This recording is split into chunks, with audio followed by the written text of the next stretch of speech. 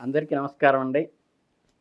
చక్కగా మనం 2025 ఏప్రిల్ మాసం అంటే చైత్రమాసంలోకి కొత్త సంవత్సరం చైత్రమాసంలోకి అడుగుపెట్టేసాము. ఈ చైత్రమాసంలో మేషరాశి వారికి మధ్యస్థ ఫలితాలుంటాయి. నెల ప్రారంభంలో సూర్యుడు, శని, రాహువు, బుధుడు, శుక్రుడు అనే 5 గ్రహాలు కూడా మీ 12వ ఇంట్లో ఉండటం వల్ల విదేశీ ప్రయాణాలు చేసే అవకాశాలున్నాయి. ఈ నెలలో మీరు చాలా ప్రయాణాలు చేయాల్సి రావాల్సి వస్తుంది. అలాగే ఖర్చులు కూడా అనూహ్యంగా పెరుగుతాయి. ఆరోగ్యం కూడా కొద్దిగా అంతంత మాత్రంగా ఉంటుంది. కాబట్టి నెలలో మీరు కొంచెం ఆరోగ్యం విషయంలో శ్రద్ధ తీసుకోండి. వ్యాపార సంబంధించిన పలుసు కోసం కూడా మీరు ప్రయాణాలు చేయాల్సొస్తుంది. ప్రేమ వ్యవహారాలు, వైవాహిక జీవితంలో కూడా కొంత సవాళ్లతో కూడుకుని ఉంటుంది. గురుడు ఈ నెలంతా 2వ ఇంట్లో కుటుంబ స్థానంలో ఉండటం వల్ల అక్కడి నుంచి కుటుంబానికి సంబంధించిన విషయాల్లో మంచి ఫలితాలు ఇస్తాడు. అన్ని గ్రహాల కంటే కూడా గురుగ్రహం మీకు మంచి అనుకూలంగా ఉంది. ఆయన అనుగ్రహంతోనే మీరు పైకి వెళ్తారు ఈ నెలంతా కూడా. ఈ నెలలో ఒడిదుడుకులతో కూడుకున్నగా ఉంటుంది. 10వ ఇంట అధిపతి అయినటువంటి శని ఈ నెలంతా 12వ ఇంట్లో సంచరిస్తున్నాడు. అతనితో పాటు సూర్యుడు, బుధుడు, శుక్రుడు మరియు రాహువు కూడా 12వ ఇంట్లో ఉండటం వల్ల 6వ ఇంట అధిపతి అయిన బుధుడు కూడా 12వ ఇంట్లోనే ఉన్నాడు. కాబట్టి కార్యాలయంలో చాలా పరుగులు తీసి పని చేయవలసిన అవసరం వస్తుంది. వర్క్ ప్రెషర్ బాగా ఉంటుంది. ఒకటి కంటే ఎక్కువ పనులు ఒకేసారి వచ్చి పడేటువంటి అవకాశము, సమయాన్ని అన్ని పనులకు ఎలా సమర్థవంతంగా బహుముఖంగా చేసుకోవాలా అనేది టాక్టిక్స్ మీకు అలవడుతుంది. ఆర్థిక పరిస్థితిని పరిశీలిస్తే చాలా జాగ్రత్తగా ఉండాలి. 12వ ఇంట్లో పంచగ్రహాల యోగం ఉండటం వల్ల ఈ నెలలో ఖర్చులు విపరీతంగా పెరిగే అవకాశం ఉంది. ఈ పెరుగుదల అనూహ్యంగా ఉంటుంది కాబట్టి ముందుగానే దానికి కావాల్సిన ఫైనాన్షియల్ మేనేజ్మెంట్ చేసుకోండి. ఈ 25లో ఏప్రిల్లో జాతక ప్రకారం నెల ప్రారంభంలోనే శని, శుక్ర, సూర్య, బుధులు, రాహువు 12వ ఇంట్లో ఉండి ఖర్చులు పెరుగుతాయి కాబట్టి, శుక్రుడు తిరోమిదనం చెందుతాడు కాబట్టి ఈ ఖర్చుల్లో కొంత తగ్గుదల వచ్చి ఉపశమనం కలగటానికి ఆస్కారం ఉంటుంది. అలాగే ఆరోగ్యపరంగా కూడా చూసుకుంటే కొంచెం మిశ్రమ ఫలితాలు వస్తాయి. అంటే మనకి షష్టాధిపతి కూడా అక్కడ వ్యయంలో ఉన్నాడు. అలాగే 3వ ఇంట్లో ఆరోగ్యం ఉంటుంది. మీ శరీరం బలంగా ఉండేందుకు మీరే ప్రోత్సహిస్తారు. వ్యాయామం, యోగా ఎక్కువగా చేస్తారు. ఈ ఐ రిలేటెడ్గా కంటి వ్యాధులు కూడా వచ్చే అవకాశం ఉంది. కొంచెం చూపు మందగించడం కానీ లాంటివి, లేకపోతే కళ్ళ లాంటివి అట్లా ఏంటంటే దానికి ఐ రిలేటెడ్గా కొంచెం జాగ్రత్త తీసుకోండి. అలాగే జాయింట్ పెయిన్స్ కానీ, వణుకులు కానీ, నొప్పులు కానీ, లేకపోతే ఏంటంటే మీకు కండరాల నొప్పులు లాంటివి వచ్చే అవకాశం ఉంది కాబట్టి ఆరోగ్యం పరంగా కూడా కొంచెం జాగ్రత్త తీసుకోవాలి. మీ గురించి మాట్లాడితే నెల ప్రారంభంలో ఒడిదుడుకుల్లో నిండి ఉంటుంది. 5వ ఇంటి అధిపతి అయిన సూర్యుడు మొదటి భాగంలో శని, శుక్ర, బుధులు మరియు రాహువులతో కలిసి 12వ ఇంట్లో ఉండటం వల్ల ఒకవైపు మీ సంబంధంలో శృంగారభరితమైన లక్షణాలకు వస్తాయి. ఒకరిపై ఒకరు ప్రేమను పెంచుకుంటారు. ఒకరి కోసం ఒకరు చాలా చేస్తారు. మీ బంధాలు ముందుకు వెళ్ళటానికి కలిసి వస్తాయి. అలాగే శారీరక సంబంధాలు కూడా పెరుగుదల, అంటే ధార్మికం అంటే ఐహికానికి ఎక్కువ ప్రాధాన్యత వచ్చేటువంటిది ఇప్పుడు కాలంలో ఇది కరెక్ట్. పూర్వం ఏంటంటే దాన్ని నెగిటివ్గా చెప్పేవాళ్ళు. ఏప్రిల్ 12న చైత్ర పౌర్ణమి తర్వాత మేషరాశి వారు ఖర్చులను నియంత్రించుకోగలుగుతారు. అవసరానికి తగ్గట్టుగా ఖర్చులను తగ్గించుకుంటూ మనకి ఫైనాన్షియల్ మేనేజ్మెంట్ చేసుకుంటూ ముందుకు వెళ్ళడం చాలా మంచిది. నిరాశ చెందకుండా ప్రత్యామ్నాయ మార్గాలు, అంటే ఫైనాన్షియల్ అడ్జస్ట్మెంట్ ఎలా అవుతుందో చూసుకుని రుణ ఒత్తిడిని తగ్గించుకోవడానికి ప్రయత్నాలు ప్రారంభిస్తారు. ఆత్మీయుల సహాయం అందుతున్నప్పుడు వారి పట్ల ఒక కృతజ్ఞతగా వ్యవహరించడం అనేది మనకి అలవడుతుంది. కొత్త పనులు ప్రారంభించేటప్పుడు ఆర్థిక ప్రణాళికలను అర్థం చేసుకోవడం తప్పనిసరి.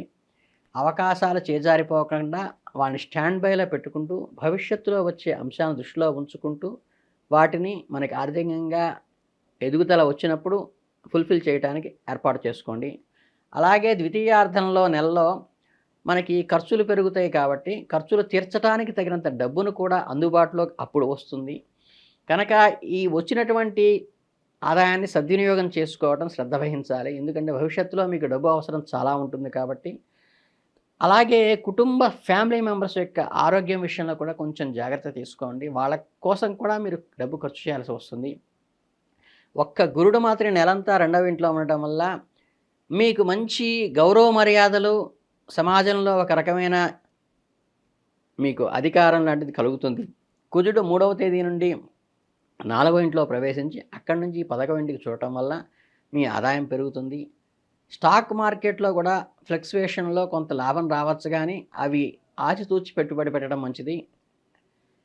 అందువల్ల ఏంటంటే మీరు స్టాండర్డ్ ఇన్‌కమ్ వచ్చే వాటిలోనే పెట్టడం మంచిది. వృత్తి ఉద్యోగాల్లో మరిన్ని తక్కువ చేసి చూస్తారు. ఆత్మవిశ్వాసం కోల్పోకుండా ఉండండి.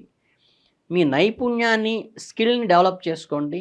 సానుకూల ఆలోచనలతో మైండ్ అంటే ఫ్రెష్‌గా ఎంత పాజిటివ్ మెంటాలిటీనే పెంచుకోండి. మీ ప్రయత్నాలకప్పుడు ఖచ్చితమైన ఫలితాన్ని ఇస్తుంది. మీ విషయాల్లో ఇతరులు జోక్యం చేసుకోకుండా మీ పనులు మీరే చక్కదిద్దుకోవడానికి ప్రయత్నించండి. వాళ్ళ వల్ల ఇబ్బంది వస్తుంది. ఉద్యోగ బాధ్యతల్లో ఆసక్తం ప్రదర్శించకుండా నిబద్ధతతో వ్యవహరించండి. అధికారులతో కొత్త సమస్యలు ఎదురైనా ధైర్యంగా, సమయస్ఫూర్తితో, ఓపికగా సమాధానం చెప్పండి. 14వ తేదీన సూర్యుడు మీ సొంత రాశిలోకి వచ్చినప్పుడు మీ ప్రయాణ వారి పూర్తి మద్దతు లభిస్తుంది. వారి నుండి మీకు కొన్ని శుభవార్తలు అందుతాయి. మీ సంబంధాలు బలం చేకూరుతుంది. దంపతుల మధ్య అకారణ కలహాలు లాంటివి, స్పర్ధలు అప్పుడు వచ్చే పని ఒత్తిడి వల్ల వచ్చే అవకాశం ఉంది అని సామాన్యంగా సమస్యలను పరిష్కరించుకోండి. ఒకరినొకరు అర్థం చేసుకోండి. మనసు విప్పి మాట్లాడుకోండి. పిల్లల పట్ల ప్రేమ, ఆప్యాయతను పంచండి. వారిని ప్రోత్సహిస్తూ వారి అభివృద్ధికి మీ వంతు కొంత సమయాన్నైనా కేటాయించి సహకరించండి. కుటుంబ సభ్యులందరూ కలిసిమెలిసి ఉంటూ ఒకరికొకరు తోడుగా ఉండటమే మీకు మానసిక స్థైర్యానికి ఈ నెలలో అవలంబన అదే. ఇక ద్వితీయార్థంలో సూర్యుడు మీ స్వంత రాశిలోకి వచ్చి ఉండటం వల్ల మంచి ఆరోగ్యము వస్తుంది. రోగనిరోధక శక్తి కూడా కొంచెం డెవలప్ అయి కొంచెం ఉపశమనం కలుగుతుంది. మీరు వ్యాధుల నుండి బయటపడడానికి చాలా వరకు ఆ ద్వితీయార్థం ఉపయోగపడుతుంది. పాత వ్యాధులు కూడా తగ్గుముఖం పట్టే అవకాశం ఉంది. మీరు క్రమం తప్పకుండా వ్యాయామం చేయాలి. అవసరమైతే ధ్యానము, యోగా వంటివి చేయటం వల్ల కూడా మీ ఆరోగ్యం మెరుగుపడుతుంది.